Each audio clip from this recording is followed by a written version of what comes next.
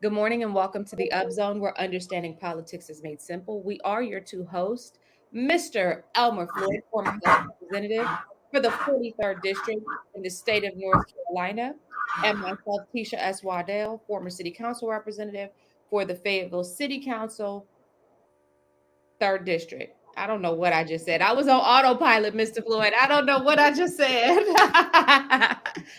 I was Lord, thinking one thing and saying something else. How are you this morning, sir? again, so far so good so far. I've had you know, my creditors picking back up after the rain, but we have a decline in the temperature, so they may give me a break. They're gonna cut you some slack today. Because really the temperature has dropped, so maybe the line will be Trust me, slow. I know. As the wife of an HVAC business owner, I know the temperature has dropped, and I'm gonna need it to either cool off or heat up because this is considered the slow season. Yeah, Because when you can just open your windows or just be comfortable in your house, you don't care if your stuff doesn't work. But I'm gonna need y'all to continue to care whether or not your things work because I don't want creditors. So please continue to see about your units. but a wise person would check before the gold rush starts. Absolutely. And this is when you're going to get your best pricing. And I will say that, Mr. Flay, that's one of the things I've learned is that you're going to, if you have a unit that's struggling and that needs some work, this is the best time to, because people are like, okay, we're not as busy, so we can give you a bit of a deal. Mhm. Mr. Floyd, how is Cumberland County and Fayetteville doing right now? How, before we get into the announcements, before we get into the topics that we want to discuss, how's our community doing, Mr. Floyd? If we had to give our community a health report card, what grade would our community get right now? Just for how we're doing mentally, I'll put us in emotionally, the middle. spiritually. I'll put us about at a C. That's where I would, you What do know. we need? What do we need? What's wrong with us? I mean, we don't hear enough about growth in 301. Let me put it to you, that way. And the growth that we hear about 301 is based upon one word: grant. Yeah. Let me ask you this. Do you think that we are, in terms of like being peaceable and being community oriented, how's Fayetteville faring in that degree as far as you're concerned? What do you mean by that? I Are mean, we getting along? Are you seeing, I mean, I'm home most of the time, so I don't know. Like when you're out, are people road raging or how's our community I doing? mean, we have a very tolerant, uh, uh, community. We don't have that what if theory about, because when you really look at it from studies in the past, it say that Fayetteville is the most diverse community, Mm-hmm. one of the four most diverse community in the country, and that too comes about because of Fort Liberty. Right. So we don't have that. What I've seen in the past 2 decades, I've seen more interracial couples are there. So we're sort of like a melting pot, Absolutely. and Fort Bragg really helps our community for its military personnel and for those that retire, remain here, and also those individuals that are discharged, which is about 7,000 per year. Some of them remain here, and we utilize their skill set as it Mhm. relates to employment. So we are blessed when we look at that. But sometimes I know there was a discussion uh, when the county was putting its budget together not to fund the Airborne Museum. Yeah, to not consider our military. Mr. I mean, Floyd, let me ask you this. I know that it baffles me. It makes me scratch my head. It baffles me. when we have a population of 55,000, a city Military, by itself, and right? you don't want to share $200,000.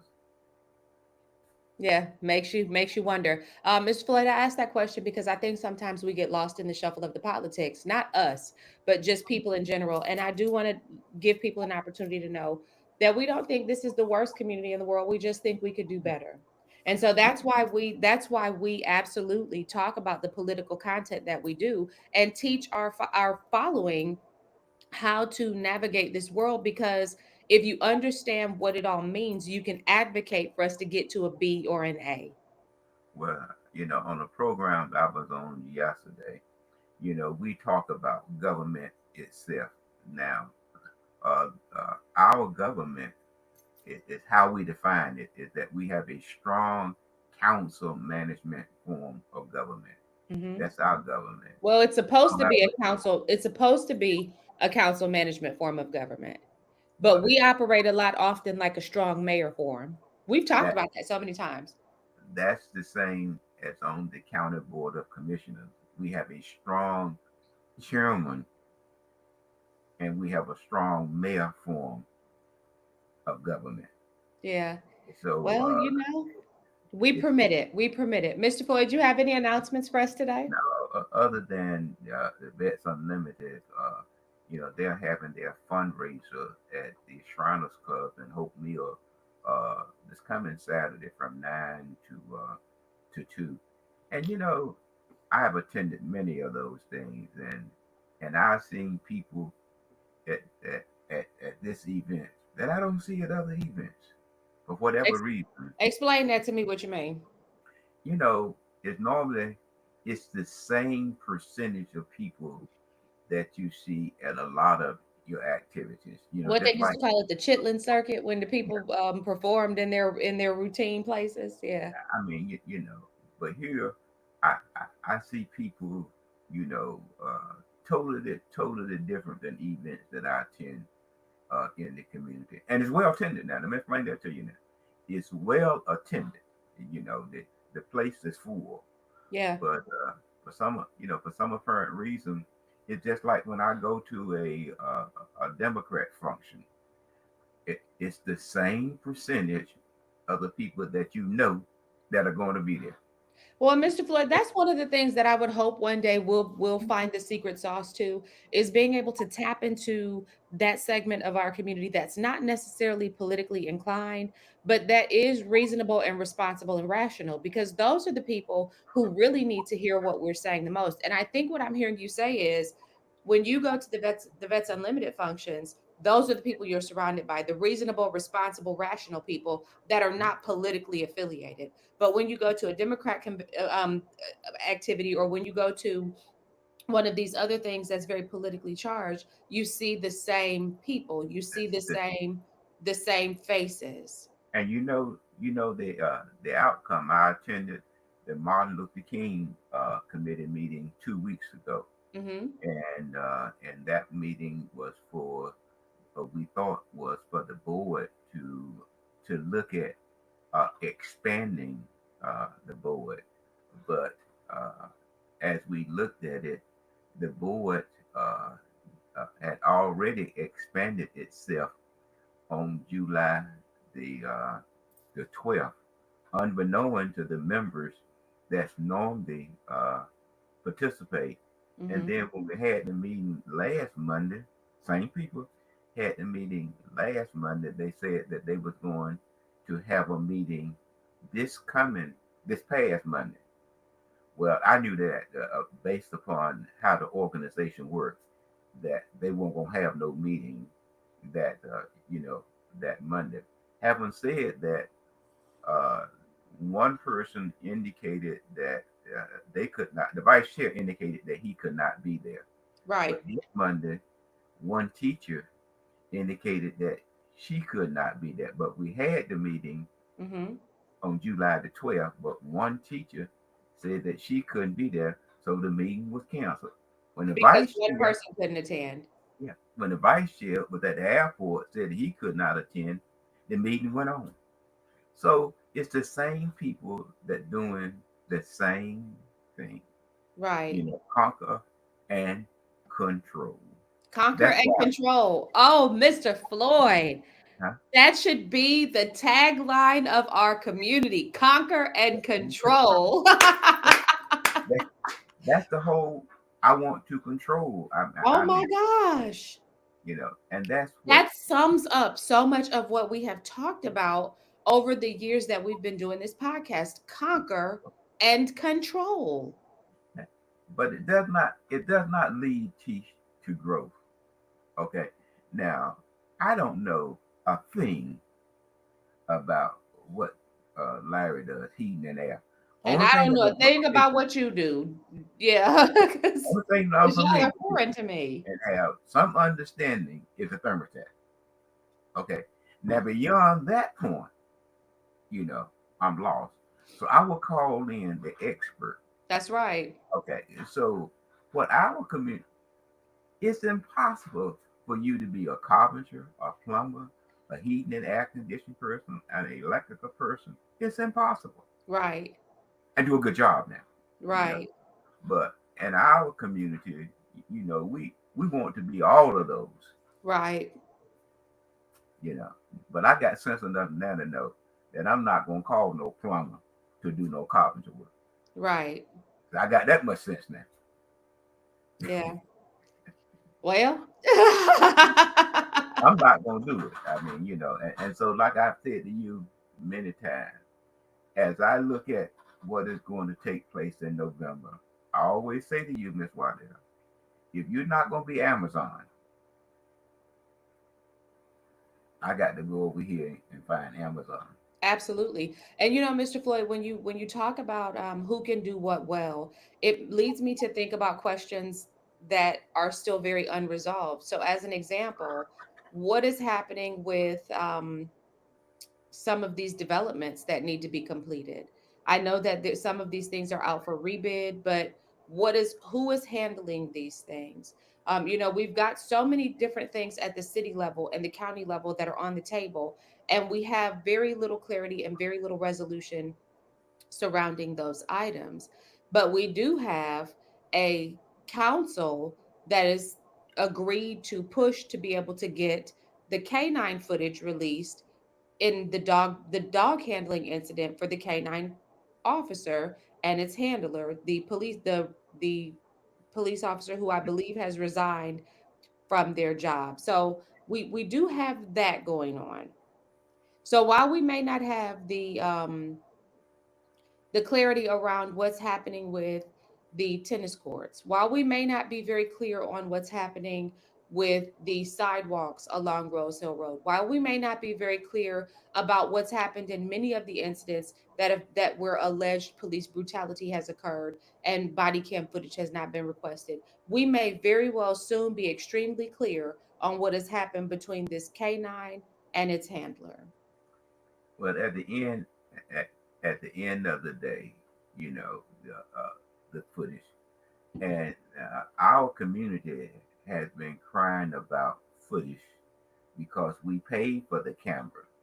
So if we want to be transparent, then why not make a policy when this comes forward that we use the same process? And I think, just like with the Brody shooting, if you're going to do the dog, why not do the Brodies? I know both of them sound Well, and similar. I think the other side of this coin is that there should be some expectation of privacy even on the victim's part. So say you arrive at a call. You're an officer and you've got your body cam on, you arrive at a call and the call is taking place at a residence. And maybe it's a domestic violence call and you're in the residence and you are responding to this call. So your body cam is picking up footage inside these people's residence in their domicile. Your body cam is picking up footage of the victim potentially. Your body cam might be picking up, children who are in this incident. Your body cam is not discriminating against what it's recording. It's recording everything that's within its scope. So now let's say this escalates this call that you've gone on and it turns into an incident where the police are required to use force. And let's say that that force turns into deadly force. The body cam footage has captured this incident, but you can't just watch just the incident to get a full picture of what's happened. You've got to watch the entire incident, not just this isolated moment where the escalation of force occurred. So when you say release the body cam footage, who are we now exposing to unnecessary embarrassment, unnecessary Like how where does a victim's rights start and stop when it comes to this process? And I'm just playing devil's advocate because those are the arguments while I was on council that I heard. So again, teaching people how to understand politics. This is the political nature of the conversation that's taking place around body cam footage. It would be very straightforward if it were just a matter of the police officer and the perpetrator. But there are other things at play that make it a little bit more complicated. What are your thoughts about that? Well, I mean, when you look at you asking for the audio to be released. The video. Yes, video Hmm. to be released. One thing that you don't want to do is start using a pair of scissors, And cutting out cutting up the portions right, that you don't want. right. Because then people are going to say, "Oh, it's doctored. It's very heavily edited. We can't trust this." You want to see the full scope. But then again, those persons who view the video, they cannot discuss the contents. Well, they're not supposed to. Well, I'm just, how the law is written. I mean, I understand what you're saying. They're not to discuss the video itself with others, if you understand what I mean. Hmm. So my concern of it is that if you're gonna do it in this incident, why not establish a policy that videos that the community has a request for, that the same process be available? Well, but again, to the question, where does the right of a victim or the right of somebody who is still proposed to be innocent until proven guilty, where does their But right come in? you ask for a review. You ask to view it, and if you start cutting it with a pair of scissors, if you understand, then again, who's So gonna let me believe? ask you a question. When the city council, let's say that the city council is permitted to review this footage. The city council is a body that makes policy, right? Yes. So, what should we expect to come of this if they do that? If they are able to review this footage, and let's just say that they find that the handler handled the dog inappropriately, what should we expect to see come out of a policy making body in response to that? Well, they can look at the manager and the chief of police to look at future policies that may address these kinds of incidents. But the council itself, that's the day-to-day operation of the city manager. So, has the city the chief of police has already spoken out about this? So would this be an instance where now they'd be looking at the chief of police? Because see, I believe that when you have someone who is openly opposed to police presence, there's a different motivation behind wanting to view this footage. And I think when we talk about how understanding politics, our audience should understand you've got to take the totality of the picture. You can't isolate just this instance. If you look at Councilman Benavente's past performance, and even when we see how he spoke about police officers, the SROs in school, he has a concerted, a very direct energy toward specifying how police ought to be behaving and doing their job. Well, teach. I mean, I understand, what you're saying, there, but it's just like you and I, have similar viewpoints, or may not. But that lies with the manager and the chief of police. If any corrective behavior take place, if need be, that it does not lie with the council. You know, Okay. it Okay. does not Well, lie. I would like to see how this all turns out because, like I said But last it's week, good now. It's good. well, it sounds good. It sounds good in theory if you don't know what you're listening for. Because whenever a body says we're interested in transparency, but this same body has done nothing to be transparent about their response to the allegations that I made when I departed the city council. This same body has done nothing to be transparent about the scenario as it played out with the current longest seated councilman DJ here in terms of this ethics complaint that was against him. This same council has done nothing to be transparent about the many issues. As an example, the reported self bonding of the group that was originally building the tennis courts and installing the sidewalks. Like there's very little coming out about these things, Teach but you, you want to tell us that this is an effort to ensure that teach you we had to, feel our government is transparent. teach you had to look at certain words that are used by certain governmental agencies, not to see that it's a lack on their part. Now we only paid the contractor for the work that he or she provided. Yeah, semantics, yeah.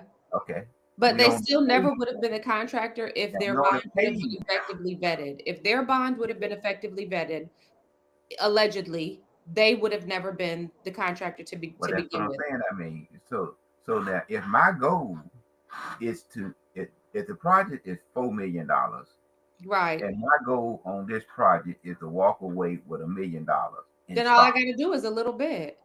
But Okay, you that's still egg on the city's face because you did not do your due diligence adequately. And it's still a waste of money because somebody's gonna have to go behind them. And who's to say that the work that was completed was actually completed in a way that the next contractor is going to be able to come in and just build upon? Because I'm gonna tell you what I saw the other day that blew my wig back, Mr. Floyd. I was coming home and I looked over at the sidewalks that had been installed not even a year ago. And when I looked over at the sidewalk, I noticed that a large section of it had been taken up and removed. Mhm. Now, I'm assuming that it's been removed based upon the installation of this roundabout. However, we knew this roundabout was coming. This roundabout has been in talks since I was in office. I was telling my people in Tiffany Pines and Hillendale West and Hillendale and Country Club North that on Rose Hill Road, there's supposed to be a roundabout going on. I've been telling them this for the last 6 years. So, Mr. Floyd, if I've known this, most certainly that means that the city knew this because that's who told me. So when I'm getting this information, you would think that they would pass that along to a developer, which means that we paid for something, or to the sidewalk installer, which means we paid for something that in effect was a waste of money. And sidewalks are paid for by linear square foot, correct? Yeah, but teach you got to take in consideration. We have always said that why are you gonna tear the street up twice to put a water line, and you're gonna come right back and tear it up again and put a sewer line. So now what you see is the exposure of Mhm. wasted resources. Well, I mean, that's a fact. And then when they come back and repair it, it only repair that little portion of the road where they put the sewer line. Right. Right. Okay, I'm just repeating that you come right back and put the water line. But Right. what you thought, I mean, what you said that it is nothing. That there had to be more communication and long range Well, planning I think there needs in to, the first input. exactly, and there needs to be a better process in place. And I don't have the answers of what that is, but most certainly these people who are degreed and been in these positions for as long as they have should have some idea of how to do better than Well, they've been doing. now the city has a department. I mean, the city has a I don't know what they call it. Is that once they Development services. it's something that they have where all the department comes in and look at a particular project and see how it has an effect on their agency. Yeah. You know, which is now one thing about the Department of Transportation, they're just like IRS. They're unique. Yeah. They're gonna do what they're They're- gonna do. Now, Mr. Floyd, let me ask you a question because it's been radio silence about these issues. What's going on with the Dust Bowl situation at Fay Block? What's going on with the landfill situation? We've not heard anything. So, what is the status of these projects Well, Tish, or disputes, as it may be? the county has looked at the landfill is about at their capacity. Okay, so it has entered into a contract with GFL to haul garbage to their landfill in Sampson County for the next 3 years. And what is going to come back for the North Street Extension community is get prepared, because I believe that the county is going to come back to the city of Fayetteville to ask the city of Fayetteville to sell its landfill, which is adjacent to the county landfill, to dig up, to repackage and pack again, to increase the lifespan of the Ann Street landfill. But please bear in mind, the county have said there is no property in the county that a landfill for the county can be built. No property in the county. So the landfill where they are now is the best. And it just so happened to be in the North Street Extension Do area. you think that there's a concerted effort to clear that area out? Do you think that this, all of what we're seeing, is just one of those instances of wait them out, they'll either move or die? I believe, I believe so, because now the only thing that's dividing these two properties is a railroad track going north and south. Hmm. But when you cross over that railroad track, they have what you call the Dust Bowl, and there's three lots over there that we talked about this before, that is going to be uh, rezoned, and the same person that is going to go before the council Attorney Jonathan Charleston. is going to handle this rezoning. Attorney Jonathan Charleston of the Charleston Now, Group. what surprised me was, and you mentioned about the ethic complaint against a council person here. Who was also represented by Attorney Jonathan Charleston of the Charleston I Group. mean, there was a nice conversation between he and the person that was renovating the house that was condemned. Nice conversation. And at the end of that conversation, I was shocked when he told the person, I'm at a point now, I'm adding now, I'm at a point, you need to talk with my attorney. And Right. then he mentioned that his attorney was Jonathan Johnston. Attorney Jonathan Charleston And I said, wait a minute of the here. Charleston Group. Yeah. I said, now wait. If you are allegedly a corrupt politician, or if you are accused of some form of ethic violation or corruption, you need to have this attorney on speed dial because he will get you off. I mean, I was just totally I don't surprised. know what it'll cost you, but he has a proven record of success Well, for abating corruption. I mean, that's what he get. That's what he get paid for, and I respect that. But at the same time, Oh, absolutely. you voted to rezone. I think it was 27 acres of land. From one zoning to another zone. But at the same time, this person is your legal representative. Yeah.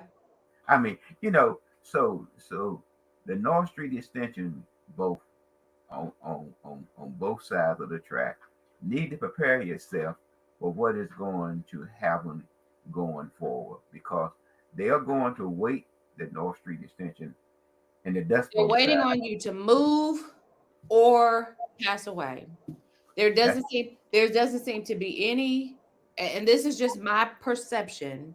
For what it's worth, it won't buy you a cup of coffee, but there doesn't seem to be any real effort or investment in reducing these environmental and economical drains. It seems like they're just waiting. They're just bidding their time.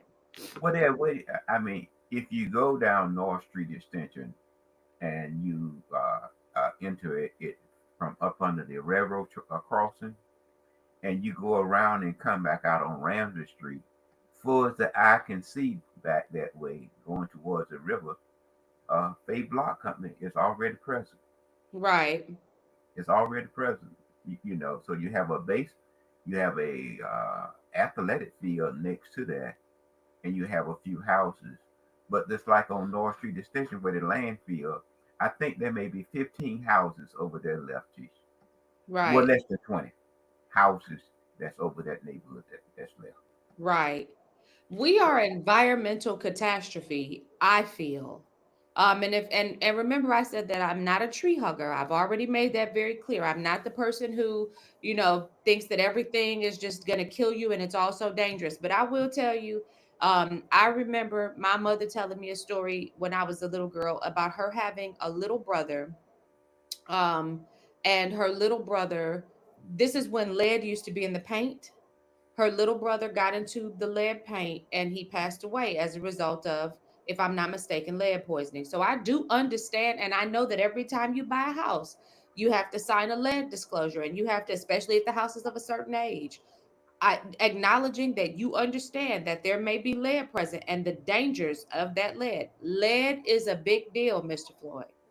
It is not a small, it's not like somebody goes, "Oh, well, we found traces of what's that stuff that's in tuna? Mercury." And that's a big deal too, but lead is highly toxic. Highly toxic.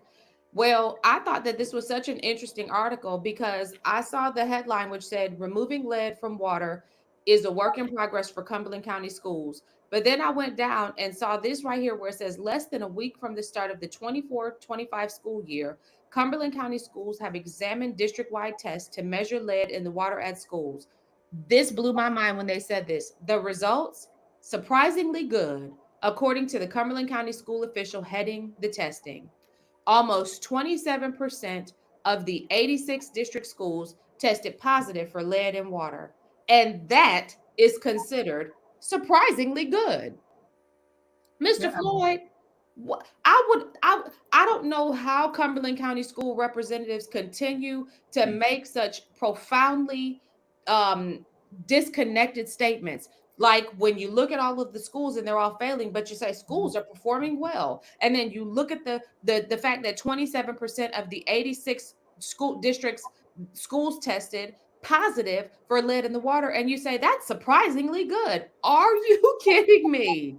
Tish, you have to look at how words are spent. Spin this Okay? for me, Floyd. I You mean, are a politician. Spin this. well, I mean, you don't want to say that there is a major concern or a You don't major. have to say there's a major concern, but you don't have to So, go all the way to the other end of the spectrum and say surprisingly good. You can say we were not pleased with the fact that these schools tested positive for lead. However, we do understand that because of their age, it was inevitable. Like you can tell the truth without sounding doom and gloom, but you don't have to sound like it's a but sunny it's day in spin, Tish, it's spin that there's we utilize to convey to the public. That's in every, in every organization is how it is spent to the public. And before they printed this, believe me, it was well vetted prior to it being released. Absolutely. So Donna Field says, as old as our schools are, it's gone better than expected. Some county school buildings are 50 or 60 years old. Their age means they could have been built 2 decades before Congress's ban in 1986 of the use of lead in public water systems or plumbing facilities meant for consumption. They went on to talk about the dangers of lead. And Mr. Floyd, what I thought was so very interesting was that they articulated that most of the pipes that were tested and found to have had lead were in the cafeteria. You know what this means, sir? This means that the water that is cleaning up behind utensils and cleaning the plates, water that may be utilized for preparing the meals has lead in it, which means that if your child is in a school that is 50 or 60, at least 50 or 60 years old, you can pretty much be assured that on a daily basis, your child is being exposed to the contaminant, the highly toxic contaminant lead. Well, Tish, when you look at construction work, and I'm not one, it's PVC, lead pipe, and copper, and then they have flex. It's sort of hard to convince a lay person like me that you have lead pipe in the kitchen and copper pipe. Okay, I mean, when that plumber comes in, he is laying one particular, whether it's PVC or copper or flex, you know. I mean, so, but I don't know. I mean, it's hard to see what he's going to use two sources to provide water. I just want to go right back to this because this the results surprisingly good. What? I mean, So let me say this. I want you all, if you are watching this, I want you to understand that we do have our school board representatives who are on the ballot right now. You need to be very deliberate about vetting how they feel about some of these types of things. Is this surprisingly good for them? Ask them about the lead in the old schools. Ask them about, and I know that there's no, listen, I know, Mr. Floyd, there's no immediate fix for things like this because everything costs money. But when we talk about our next article, I want us to see if this is even on the radar of the people who are responsible for the money. So, come on, teach it.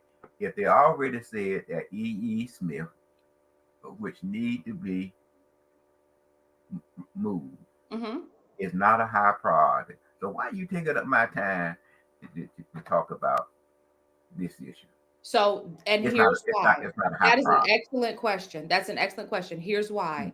Because not only are our Cumberland County Board of Commissioners on the ballot right now, who should be asked this question, but also, and not just this question, but the question about SROs in school, the question about contaminants in the water out in Grace Creek. We see that that's being addressed, but most certainly now we need to be asking, okay, what about these contaminants that are in these schools right here in the city of Fayetteville? So as we see our school board on the ballot, as we see our Cumberland County Board of Commissioners popping up on the ballot, we need to be addressed. These are the questions to be asking, and don't accept the mediocre answer of, it's an expensive fix, we're working on it, we're thinking about it. Be deliberate about making sure that you are not getting swindled when you get an answer. Now, Well, Mr. Go ahead, sir. it's all of these fix rest upon one governmental body. These And are who is that? these are county schools. The board, I mean, the board person that is running for office, and you have 15 of those individuals running for six board seats. They are going to have to plead with the county board of commissioners to help fund and ratify this problem. Okay, so here we go. County commissioners approve set of goals and hope that League of Counties will lobby for them during the NC General Assembly's long session. Mr. Floyd, what do legislative priorities mean from your perspective as a former House representative? So when somebody sees the headline that says counties top legislative priorities, what does that mean for a legislator in the House of Representatives or for a state senator? That means that this list, that I will follow this list as it comes in from the County Board of Commission Association with what they see that's important that they want to work on as a legislator. And Okay. then again, it comes back with your legislator. How strong are he and she or she in order to push these agenda forward, the agenda Okay. item forward? That makes sense. So the Cumberland County Board of Commissioners voted on Monday unanimously to approve submitting the Cumberland County's state legislative goals to the General Assembly, to the North Carolina Association of County Commissioners, which will decide whether to consider advocating for them in the state legislature next year. So this happens every 2 years. And here were their tops: environment. So of course the PFAS, which is what I was just talking about out in Grays Creek. So cleaning up the water, Comores, and then goals pertaining to recycling and disposal. One is to increase the percentage of funding that counties receive as a part of the state's scrap tire tax disposal program. And Mr. Floyd, I don't see anywhere in here under environment anything about landfills. Do you? No, it Okay, didn't. so I mean, but the county, at the conclusion that it are, I believe well, that's what it wait, don't is. go to the conclusion yet. 4 million. Don't That's go to the conclusion yet. So then we get down to public health and education. So in public health and education, the county has one ask for education: increase capital funding and the percentage of lottery proceeds to address school construction and facility needs. That's a positive, right? Because that speaks to what we were just talking about with these old schools and their decline. So that's a positive, right? see, that's just a portion just like it mentioned how much money the county get. Now, but when you look at the amount of money that Cumberland County spent by in lottery tickets, we are about the fourth or fifth community that really, really, really spend our money on lottery tickets. Okay, Right. but we get 21 million back. Okay, but the responsibility to build schools lies upon the county. Right. So State they're will, asking for an increase in that funding so that they can increase their capital projects. but then again, Teach, the building of schools lies with the county. The Right. state will be, like I said before, will give you some assistance, but they're not going to give you $160 million to build a Right. DEP high school. Right. They're not going to do it. But does this being a legislative priority at least express some commitment to recognizing this is a problem and we need to fix it? Well, it's a great, it's a concern, but then again, who can take this agenda that the county has? No, I agree. I agree. We're gonna Even talk if about that the county, next. even if the county association doesn't take it up, but it's Who a can carry the concern water in the General Assembly? that that's the Absolutely. concern. But we got to hold one body accountable at a time. So let's finish going through the county's legislative Mhm. agenda. So they also said that they wanted money for public health and money for public safety. Now, when we look at public safety, let's see, do we see anything in here that speaks to something about SROs? Nope, nothing. Nothing. What what the state? I mean, the But state that's a is specific high school. issue that we're seeing in the schools, Mr. Floyd. I know, but at the state level, if I'm not mistaken, they will fund our the officers in high school, and 50% of those in junior high school, and at the elementary level, that responsibility lies with the county itself. But what I'm talking about specifically is how you shared with our audience and with me that this body could be lobbying the General Assembly to create legislation that made the process of SROs in schools synonymous across the state of North Carolina, which would provide more options and alternatives if you make it something where it is unanimously, not unanimously, which is I can't think of the word I'm trying to use right now, but is applied across the state at this in the same manner.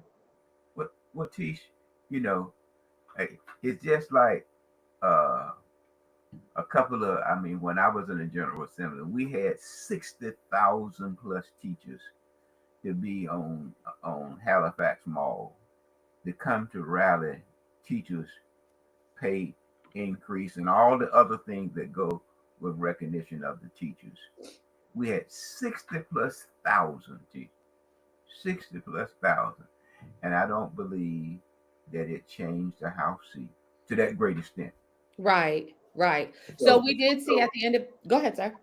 uh, so by doing this, if you don't have a strong delegation that is willing to bite the bullet to provide this, even if the county association does not move it forward, it's Which important. means that they would have to be willing to work across the aisle, like And that's how what right. And Simone Pemberton, who is a candidate for Senate seat 19 most certainly was expressing this when she came to speak with us. You've got to be willing to either work across the aisle with the Republican legislators, or you need to be a Republican legislator in order to get something done because they're in control. We talked about the medical school bonds that was tabled the last time we had this conversation that has moved forward. The Coliseum Inn, which was a hotbed for criminal activity, has been slated to be torn down.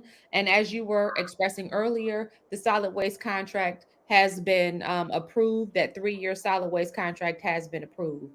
So, Mr. Floyd, I say all this to say, as we talked about what the issues are in Cumberland County. So, we've already seen the issue with the SROs across the board. And I thought it was so unique when you said that there needs to be a contiguous action that's taken across the state that says this is how SROs are handled in our schools across the state of North Carolina, so that even if it is that you can hire, that everybody hires the same, whatever. But anyhow, I think that that was very interesting.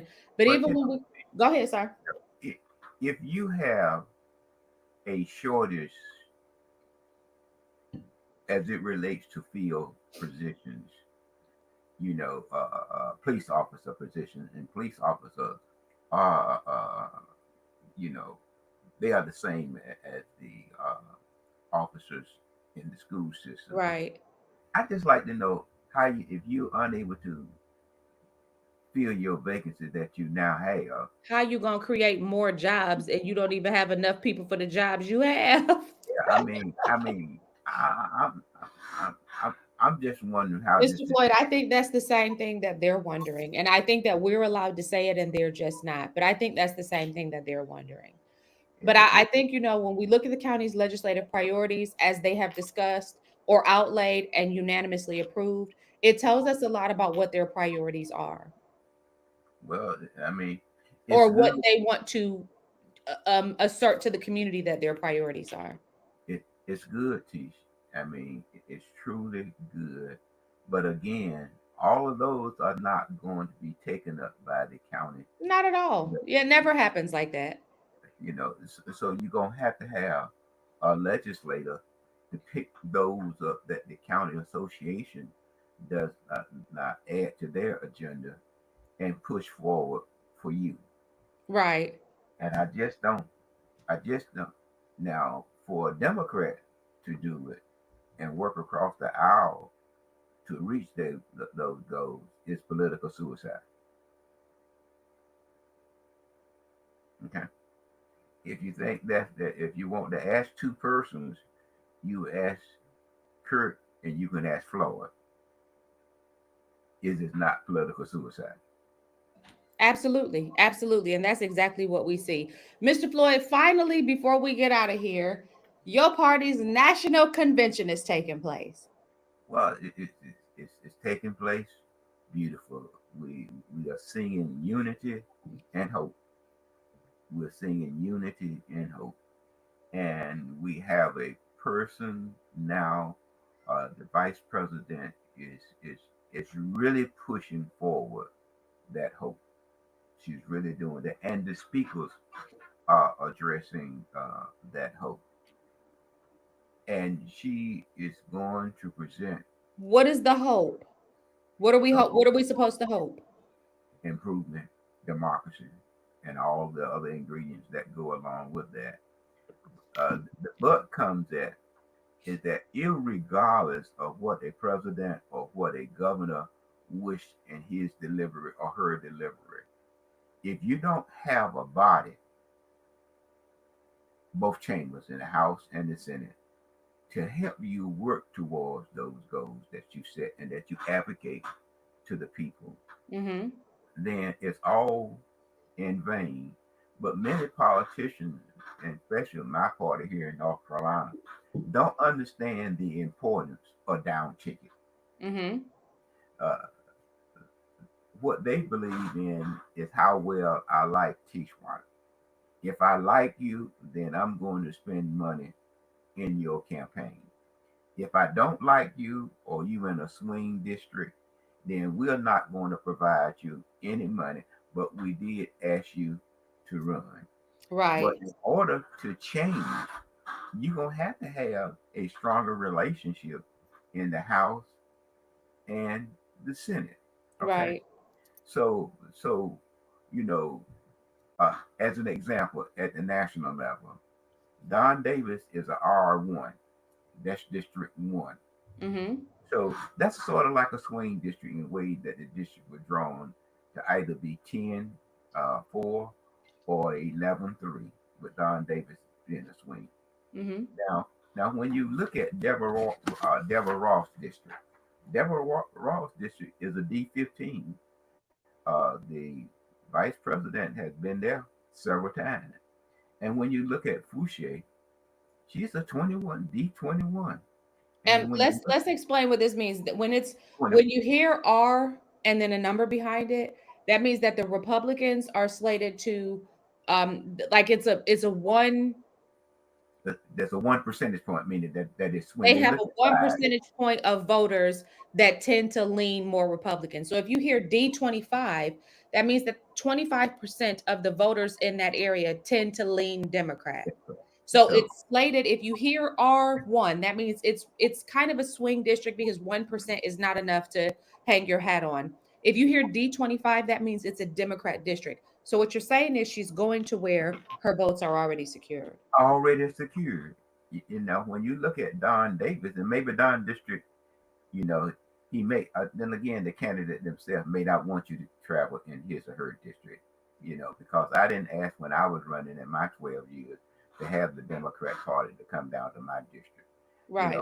but in the northeastern part of the state, candidates do very little campaign in those areas. It's like in Rocky Mount, Tarboro, Pine Top, Snow Hill, Kinston, Farmville, Halifax County, Scotland Neck, Murfreesboro. They don't do no traveling in those areas.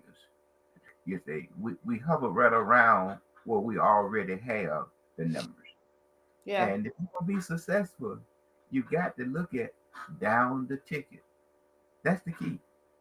Yeah. Well, I got my first mailer in the mail yesterday, and it was from the Trump campaign. And remember, I'm an unaffiliated voter, so I guess maybe Trump is smart enough to be, or his whoever's handling his campaign is smart enough to understand we need to appeal to some of these unaffiliated voters. And so I received my first mailer, and I'll tell you, it wasn't what I expected because a lot of the I believe that sometimes to Kamala Harris's credit, she knows that saying less means saying more sometimes because she's not a very well spoken person and she's not a very like she's being coached to utilize the same cadence and the same tonality as we heard from Barack Obama. If you listen to her ads, they're very, if you close your eyes and you listen back to his cadence and his tone and you recognize, and maybe because I'm a brand person, I understand how all that works. You recognize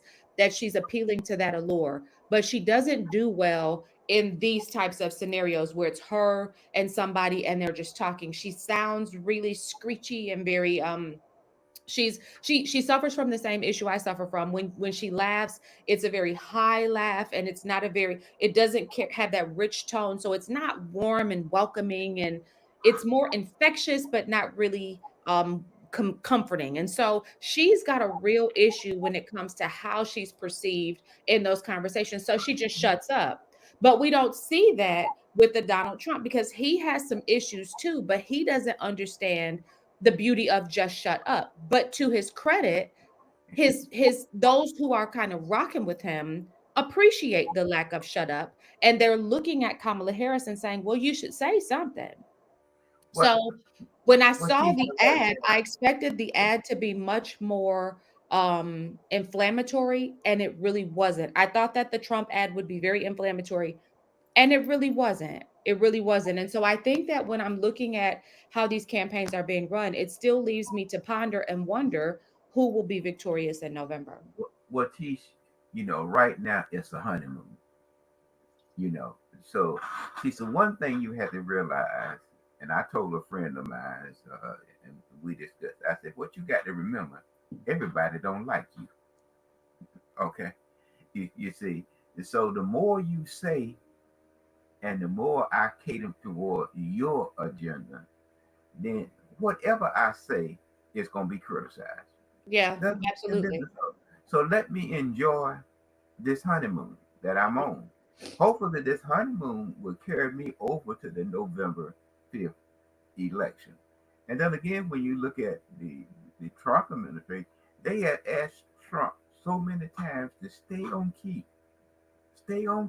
Trump said, And I'm gonna say what I want to say, like it or not. you have these, you have these experts, and what Kamala is doing right now, she is trying to motivate and keep that base that she has developed right before. Okay. It's too early, uh, you know, and when we talk about how far out are we are just about somewhere in the neighborhood of uh, about 76 days before early voting. Right. I mean, you, you know, when we look at it, I mean, and you're not too far out from November the 5th. So a lot got to take place in the next 76 days, to get voters, to get voter turnout. You got to do that. And so how that's going to be done, then it's a lot that has to be done. And what people need to realize is that if they're going to seek an absentee ballot, seek it early, make sure that they get it turned in, and it must be in by November the 5th by 5 o'clock. Has to be postmarked or whatever date it is. That's when it's cut off. The Board of Election cannot take it after November the 5th. So you're taking a big gamble. And then with students, they need to make sure that they talk with their guidance council to see which is best before October, beginning of October, is for them to cast their ballot, in November, because many of them is using their address for funding, and so if they sort of change that too, they may have difficulty in their financial responsibilities. So, you know, Yeah. Well, what you want but to leave our people with? well, I think that prepare yourself to vote in November, whichever way you want to cast your ballot. Just look at whether or not the person that you want to vote for is a representative of Amazon. Floyd, what else you want to leave the people with? That's it. I mean, I just want to make sure that they understand that if that person is not Amazon, you know, I mean, right now, people are ordering, and I don't want to get my request that I place an order in on Christmas. Yeah, and I'm gonna leave the people with Floyd. I almost said something so I almost said something so very much that I just don't think that the people can handle. But I'm gonna go ahead and say it because if I'm thinking it, I need to go ahead and let you know. I just want to leave the people with this. You don't have to vote in this upcoming election. If you do not believe that either of these candidates is a strong candidate, if you do not believe that either of these candidates will move the needle in the direction of this nation, in the direction that you in your heart of hearts, in your spirit, with your discernment, in the direction that you believe it should be moving, contrary to popular black opinion, I will tell you, you don't have to vote, because the reality is, when everybody says that your people died so that you could have the right to vote, or no, people say your people died so that you could vote. That's not actually the case. Your people died so that you could have the right to vote, so that you could have the right to decide what you wanted to do and what you didn't want to do. And you don't have to be enslaved to the ideology that you have to do something, because that in and of itself is exactly what they fought for you not to have, was this ideology that you had to do something. You absolutely can vote if you want to. You absolutely should vote if you want to. But if you believe that neither Donald Trump or Kamala Harris, and now I'm speaking to believers because I know that the general public is not going to feel this. But if you are a believer and you look at both of them and you say neither one of them lines up with my belief system, neither one of them represents my faith structure, neither one of them, I believe the Holy Spirit is telling me that I need to lend my support to, because your vote is your support, your vote of confidence that they will do something to better this country. If you don't feel like that, don't vote. What you should do, and what you are required biblically to do, is to pray. To pray. And your prayers, the Bible says that the prayers of the righteous availeth much. If you are a man or a woman that is in righteousness, that is walking according to the truth of your faith, your prayers availeth way more than your vote. So I just need for people to know, Floyd, that that is that is my truth, and that is the truth as I believe it. And I know that that the old black America and the people who just really are so convinced that this structure and this system is what our people died for are reeling on their heels, and they are sitting somewhere having a conniption fit. But I tell you what, I believe when we stand before our Father in heaven, He's not going to ask us about our voting record, but He will ask us about our prayer life. So I just challenge you today, and I think what Mr. Floyd says all the time is accurate. Can they deliver? Are they USPS? Are they FedEx? Are they Amazon? Are they UPS? Can they, are they a pigeon that leaves and comes back home with a message in the beak? Are they that? Because if they are they going to deliver what you fundamentally believe in? Because if they're not, what are you really voting for? What are you really supporting? So I leave you with that. And don't complain to me about what I said. Go complain to somebody who agrees with you. Call somebody who's on that same page with you. Call Floyd and tell him how ignorant you think I am, but don't call me. Well, I mean, they can save the time. I mean, I know everybody has a time factor, so I let You them go. honor their time. Like I told my daughter, uh, you know, I'm not going to do X, but I'm willing to listen to you. That's it. That's it. And But also, if you can't wrap your mind around not going to the polling site and casting a ballot, go. But you don't have to vote for any one of those two people. And it's not a waste of your vote. It's a waste of your vote to do something that you don't agree with. It's not a waste of your vote. You can vote down the rest of the ticket. You don't have to support either one of them because there's nobody's going to whoop you if you don't. You don't have to. You're not gonna get beat and lashes it's none of that's gonna happen. And if it does, they're going to jail because it's illegal, and you are free.